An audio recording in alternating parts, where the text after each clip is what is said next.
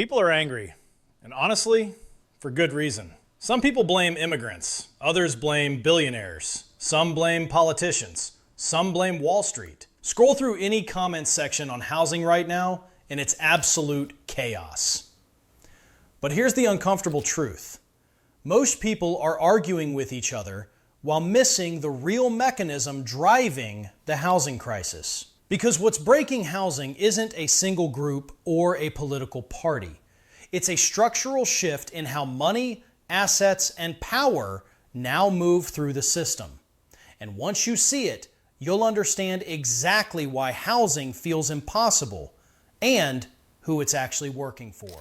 And later in the video, I'll show you why this same system is now spreading beyond housing into stocks, crypto, and even basic living costs, and what regular people can still do to protect themselves. Let's start with what everyone agrees on. Housing feels broken.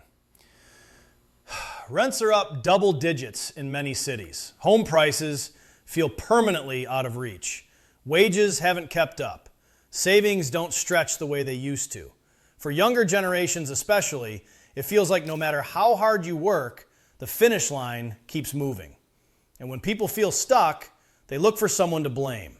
That's why conversations spiral into us versus them, renters versus owners, young versus old, left versus right, insiders versus outsiders. But blaming each other misses the deeper issue. Because frustration isn't the cause, it's the symptom. Here's the core concept most people never get taught. Over the last 2 decades, assets have inflated faster than wages by design. Assets like homes, stocks, land, businesses, financial products. Why? Because when central banks inject massive liquidity into the system, that money doesn't spread evenly. It flows first and strongest into assets. People who already own assets see their wealth multiply. People who rely on wages fall behind. That's not a conspiracy. That's how modern financial plumbing works. Housing didn't become unaffordable overnight. It became unaffordable because capital grew faster than labor. Now let's talk about scale, because this is where the gap explodes. An individual buyer needs a mortgage, has limited credit, worries about interest rates, feels emotional pressure. Institutions access cheap capital, buy in bulk, wait years for returns. Don't panic.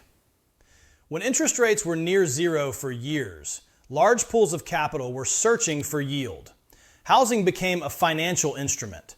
Single-family homes, apartment complexes, entire neighborhoods, not as places to live, but as cash-flowing assets. This is why prices can rise even when affordability collapses, because the buyer isn't someone earning a paycheck, it's capital chasing returns.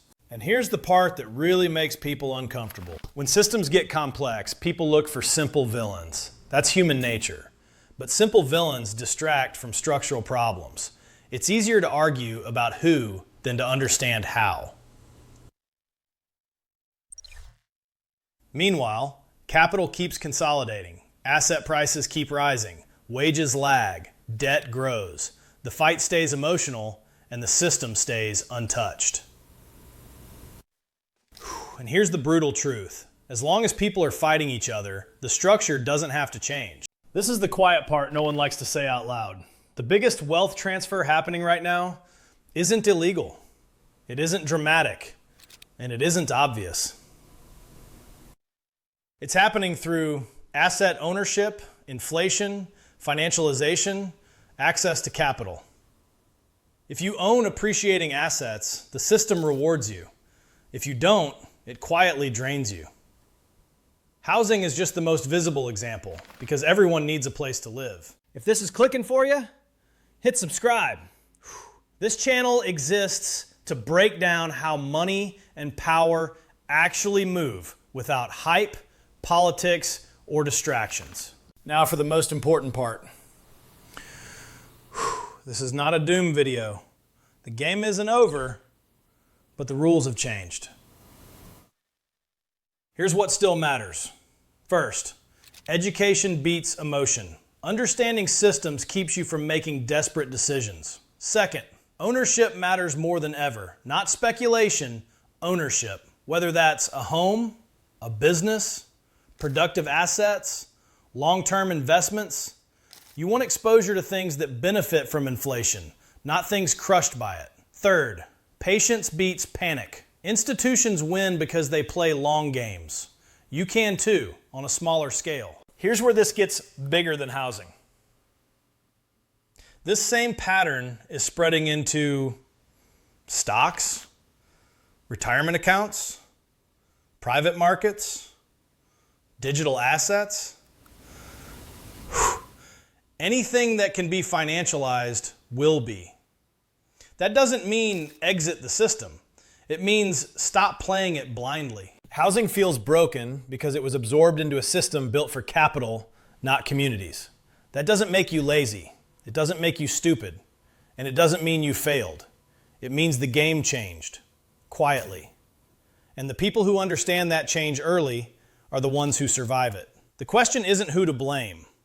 The question is, will you understand the system before it moves even further out of reach? In the next video, I'm breaking down where capital is moving next, before it becomes obvious, and how to spot these shifts early.